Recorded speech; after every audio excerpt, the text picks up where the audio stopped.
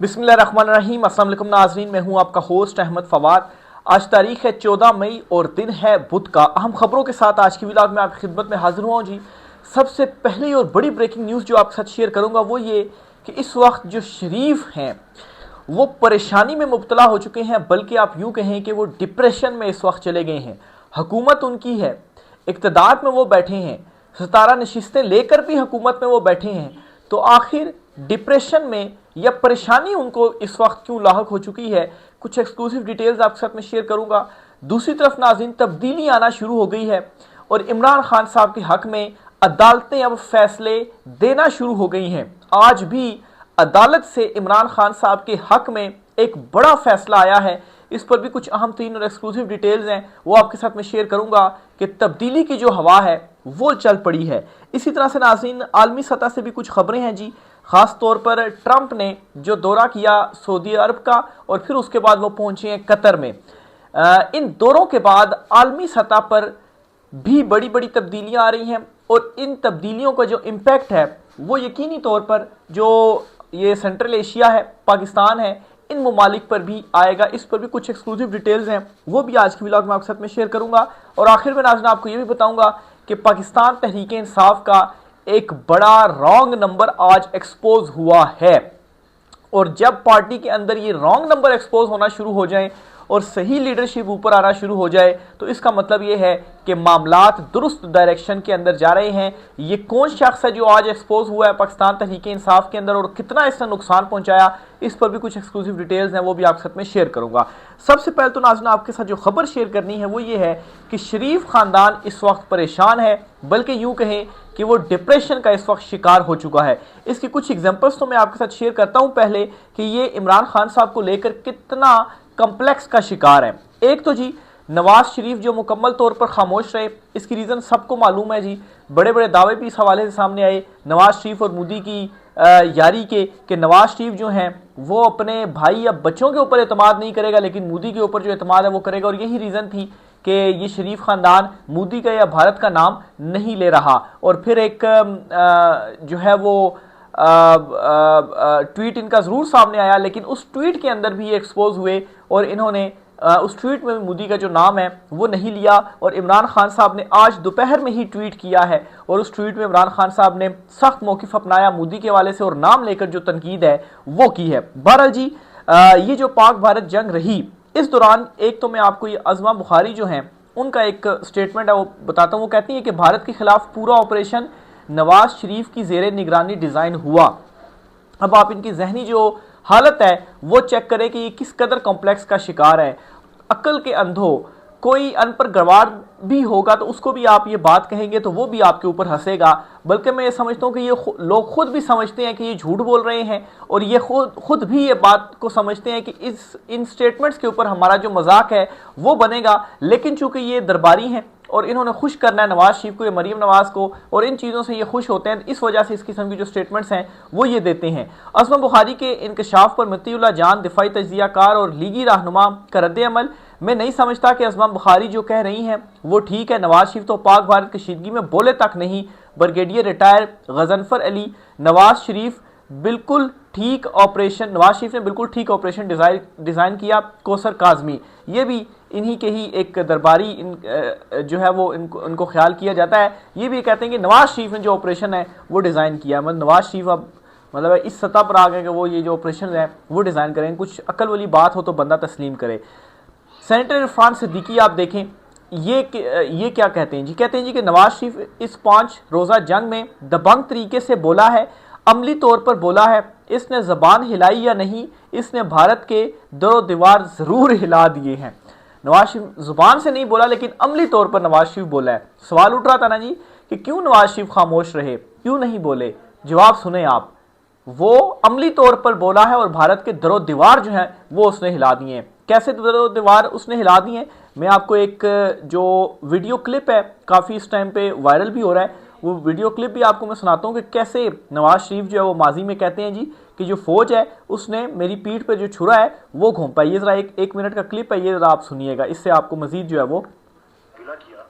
जनाब देखिए, एक तरफ तो लॉ हो रहा है और दूसरी तरफ जो है वो कारगिल का वो एडवेंचर मिस एडवेंचर करके मेरी पीठ पर छुरा घोंपा गया।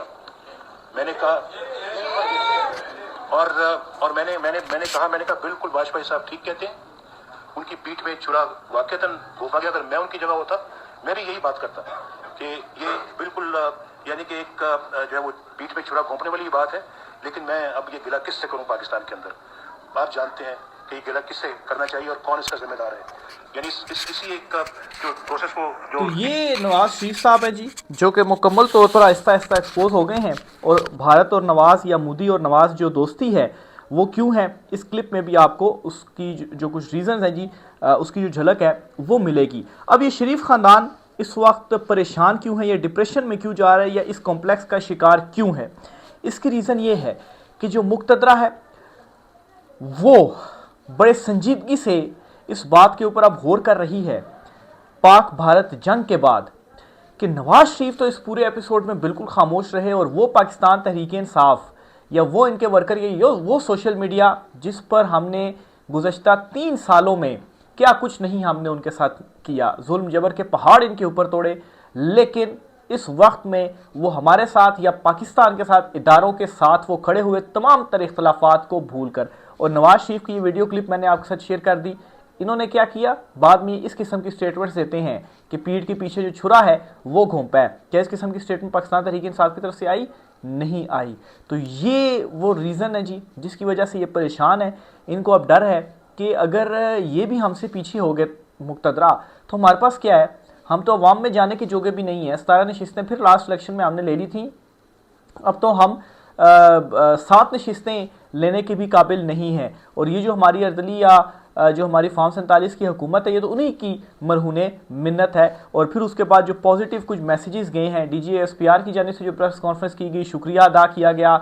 सियासी जमातों ने जो है वो उनके जो लीडरान हैं उन्होंने इख्तलाफात भुलाकर जो है वो साथ खड़े हुए, एक पॉजिटिव वाइब्स। और फिर उसके बाद इमरान खान साहब के हक़ में भी कुछ जो फैसले आ रहे हैं अदालतों से, और इमरान खान साहब की तरफ से भी नर्म ट्वीट करना, क्या कुछ जो मामलात हैं वो सेटल तो नहीं हो रहे, ये चीज़ों को लेकर इस वक्त जो शरीफ हैं वो बहुत ज़्यादा परेशान हैं। दूसरी खबर की तरफ नाज़रीन बढ़ते हैं जी, और दूसरी खबर ये है कि इमरान खान साहब के हक़ में एक फ़ैसला आया है। और बुनियादी तौर पर जी, जब कल इंटरव्यू बहुत ज़्यादा वायरल हुआ कासिम और सलमान, इमरान खान साहब के दोनों साहबजादों का, इस इंटरव्यू के बाद उस इंटरव्यू में एक बात कही गई कि इमरान खान साहब से जो हमारी टेलीफोन पर बात करवाई जाती है तो सुबह सुबह 4 बजे जो है वो हमें मैसेज किया जाता है कि आपकी हम बात करवाएंगे। उसके बाद 6-6 घंटे इंतज़ार करवाया जाता है, और फिर जब बात करवाई जाती है तो वो भी बार बार जो सिग्नल्स हैं वो ड्रॉप होते हैं और कॉल जो है वो कटती है। तो उन्होंने ये इंकशाफ किया कि कैसा उनके साथ रवैया जो है वो रवा रखा जा रहा है। तो इस पर आज जेल हुकाम की जानिब से जी एक दरख्वास्त है। उन्होंने कहा जी कि जेल रूल्स जो हैं उन जेल रूल्स में बैरून मुल्क बात करवाना या ज़ाती मालिज से चेकअप करवाना, ये दोनों चीज़ें शामिल ही नहीं है। इमरान खान साहब को हम ये फैसिलिटीज़ क्यों दें, उसके रद्द अमल के तौर पर ये बात जो है वो सामने आई। लेकिन अदालत ने जी ये दरख्वास्त मुस्तरद कर दी है और कहा है कि इमरान खान साहब की बात भी करवाई जाएगी बच्चों से, और ज़ाती मालिज से जो चेकअप है वो करवाने का भी जो हुक्म है जी वो दिया है। तो ये एक बड़े अरसे बाद मैं देख रहा हूँ जी कि अदालत से इमरान खान साहब के हक़ में कोई जो फ़ैसला है वो आया हो। तो क्या वाकई कोई तब्दीली तो नहीं आने जा रही है? इमरान खान साहब के हक़ में ये फ़ैसला आना, एक तब्दीली की हवा चलना, आहिस्ता आहिस्ता मज़ीद कुछ दिनों में जो चीज़ें हैं उनसे पर्दा हटेगा। लेकिन मैं ये बात इस वजह से भी कर रहा हूँ, पहले तो मैं उस तरह से नहीं जो है वो ये चीज़ डिस्कस कर रहा था या सोच रहा था, क्योंकि इमरान खान साहब की तरफ से कोई रद्द अमल नहीं आ रहा था या उनकी बहनों से मुलाकात की इजाज़त नहीं मिल रही थी। तो इमरान खान साहब की जो भी ट्वीट आती थी तो उसके ऊपर उसको शक की निगाह से देखा जा रहा था। लेकिन एक तो कल अलीमा खान साहिबा और दोनों जो दूसरी बहनें उनसे भी खान साहब की मुलाकात करवाएगी, और जो इमरान खान साहब का ट्वीट सामने आया है, 2 ट्वीट्स इमरान खान साहब ने किए हैं, उन दोनों ट्वीट्स में इमरान खान साहब ने किसी एक शख्सियत को या ताकतवर शख्सियत का नाम लेकर उसके ऊपर तनकीद नहीं की।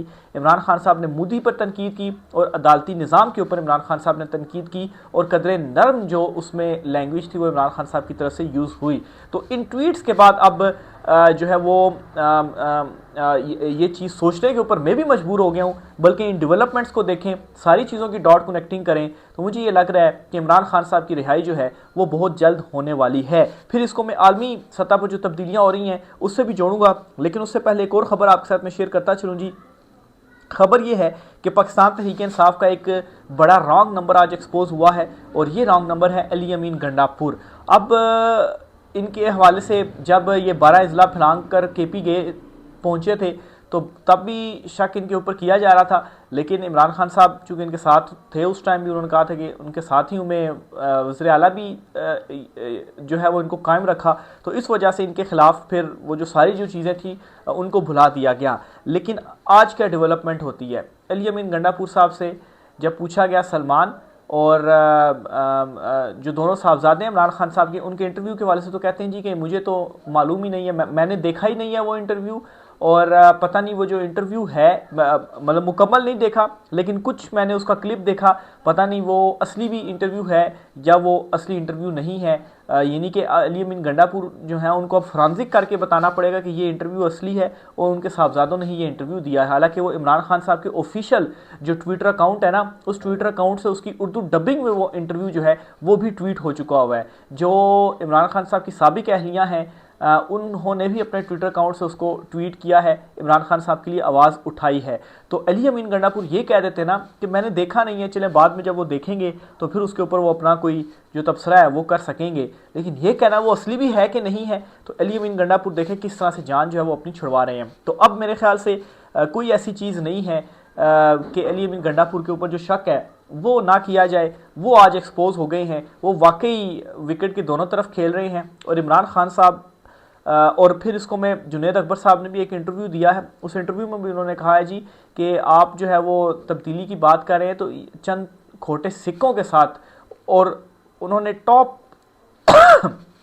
माफ़ कीजिएगा टॉप लीडरशिप की तरफ जो इशारा था अली अमीन गंडापुर की जानिब से किया गया कि इन खोटे सिक्कों के साथ कैसे कोई मैं इनकलाब है वो लेकर आऊँ, और वो इशारा जो है वो अब यही लग रहा है कि वो अली अमीन गंडापुर की तरफ ही था कि यही तो वो चंद खोटे सिक्के हैं, नहीं तो केपी के अंदर क्या कुछ नहीं हो सकता था।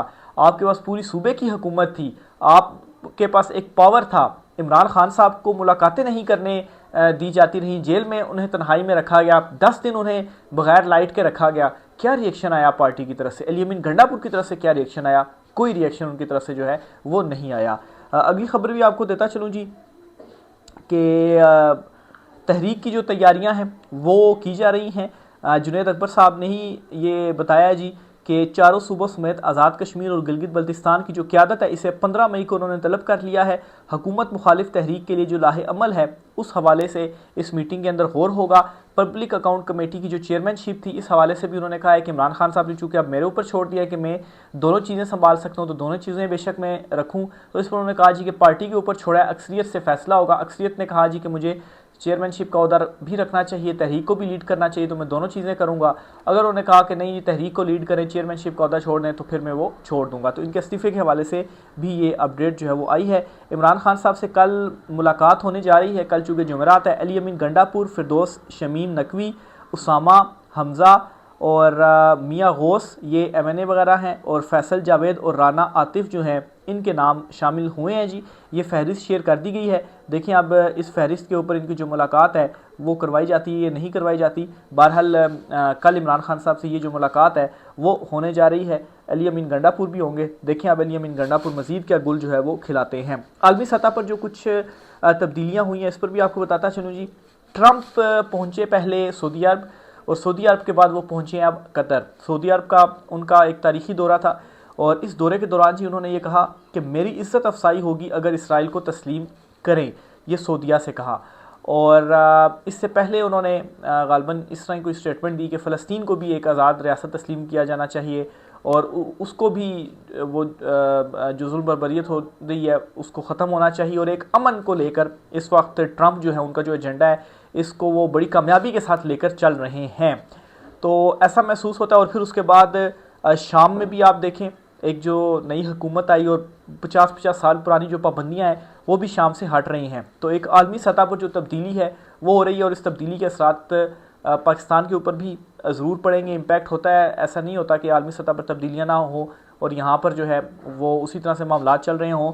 पाकिस्तान को भी ज़ाहिर सी बात है कोई ना कोई डिसीजंस लेने पड़ेंगे इस हवाले से कि वो क्या करेंगे। वो अगर तमाम मुस्लिम कंट्रीज़ तस्लीम करते हैं या नहीं करते, पाकिस्तान का इस पर क्या मौक़िफ़ होगा, जो डिसीजंस हैं वो तो फिर लेने होंगे, और तस्लीम करते हैं तो फिर जाहिर सी बात है एक ऑर्डर भी चेंज होगा, हो सकता है कुछ नए ब्लॉक्स भी बने, चीन की तरफ से भी बहुत सारी जो चीज़ें हैं वो की जा रही हैं। तो इसमें ये खबर आपके साथ शेयर करने का मकसद ये था कि इस सारी सिचुएशन में एक निडर लीडर और एक ऐसा लीडर जिसको वाकई नॉलेज हो और वो लीड कर सके पाकिस्तानी कौम को, उसकी ज़रूरत है कि जो आलमी सतह पर जाकर रिप्रेजेंट करे और बात करे। नहीं तो इन नाअहलों की हालत तो ये है कि नवाज़ शरीफ को खुश करने के लिए कहते हैं कि नवाज़ शरीफ ने पूरा ऑपरेशन जो है वो इंचार्ज किया और उसको जो है वो लीड किया, तो इन लोगों से क्या तवक्को की जा सकती है कि ये कैसे पाकिस्तान के हवाले से जो बात है वो कर सकेंगे। तो यहाँ पर इमरान खान साहब की ज़रूरत है कि इस सतह, इस लेवल के ऊपर अगर इमरान खान साहब हों तो फिर उसके बाद इमरान खान साहब पाकिस्तान की जो पोजीशन होगी वो बेहतर होगी, या वो अपनी पोजीशन बनाने में भी कामयाब हो पाएंगे। अदरवाइज़ इनके हाथ में जब तक रहेंगे तो फिर आप चीज़ों को भूल ही जाएँ। राय का सार कीजिएगा। आज की व्लॉग से इतना ही, इजाज़त दीजिए, अल्लाह हाफिज़।